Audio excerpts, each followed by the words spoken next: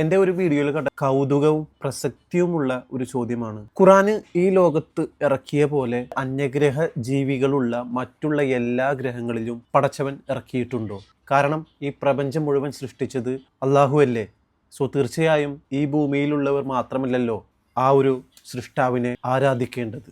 തീർച്ചയായും അൽഹംദുലില്ലാഹി റബ്ബിൽ ആലമീൻ എന്നാണ് പറയുന്നത്. സർവ്വ ലോകങ്ങളുടെയും രക്ഷിതാവിന് സ്തുതി എന്നാണ് പറയുന്നത്. പക്ഷേ ഖുർആനിൽ തന്നെ വ്യക്തമായി പറയുന്നുണ്ട്, ഖുർആൻ മുഴുവൻ മനുഷ്യരാശിക്ക് വേണ്ടിയാണെന്ന.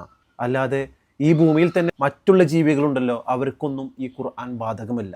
കാരണം ഈ പ്രപഞ്ചത്തിലുള്ള സർവ്വ സസ്യജീവജാലകങ്ങൾക്കും പടച്ചവനെ കുറിച്ച് അറിയാമെന്നും അവനെ സ്മരിക്കുന്നുണ്ടെന്നും ഖുർആൻ വ്യക്തമായി പറയുന്നുണ്ട്. പക്ഷെ മനുഷ്യർക്ക് മാത്രമാണ് ഫ്രീ വിൽ എന്നൊരു സംഭവം ഈ ഭൂമിയിൽ പടച്ചവൻ കൊടുത്തിരിക്കുന്നത്. അതുകൊണ്ട് തന്നെ ആ ഒരു ഫ്രീ വിൽ എങ്ങനെ ഉപയോഗിക്കണമെന്നും അതിൻ്റെ യൂസർ ഗൈഡൻസ് എന്ന രീതിയിലും ഏത് രീതിയിലാണ് സന്മാർഗത്തിൽ ജീവിക്കേണ്ടത് എന്നതിനെക്കുറിച്ചുള്ള വിശദമായ അറിവ് നൽകാനായിട്ടാണ് ഖുർആൻ സർവ്വ മനുഷ്യർക്കും വേണ്ടി ഇറക്കപ്പെട്ടത് എന്നാണ് പറയുന്നത്. തീർച്ചയായും ഇനിയിപ്പോൾ അന്യഗ്രഹ ജീവികൾക്ക് വേണ്ടി ഇറക്കപ്പെട്ടാലും മനുഷ്യരായിട്ടുണ്ടെങ്കിൽ, അല്ലെങ്കിൽ അള്ളാഹു അങ്ങനെയൊരു ഫ്രീ വിൽ കൊടുത്ത് സൃഷ്ടിച്ചിട്ടുണ്ടെങ്കിൽ തീർച്ചയായും അവർക്ക് വേണ്ടിയിട്ട് ഖുർആനായിരിക്കില്ല, വേറൊരു രീതിയിലായിരിക്കും പടച്ചവൻ അറിയിച്ചു കൊടുത്തിട്ടുണ്ടാവുക.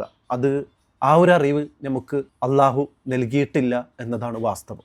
നമുക്ക് ജീവിതത്തിന് ആവശ്യമായിട്ടുള്ളതും ചിന്തിക്കാൻ ആവശ്യമുള്ളതുമായ പരിമിതമായിട്ടുള്ള അറിവേ പടച്ചവൻ നമുക്ക് നൽകപ്പെട്ടിട്ടുള്ളൂ എന്നതാണ് വാസ്തവം. തീർച്ചയായും ചിന്തിക്കുന്നവർക്ക് ദൃഷ്ടാന്തമുണ്ട്.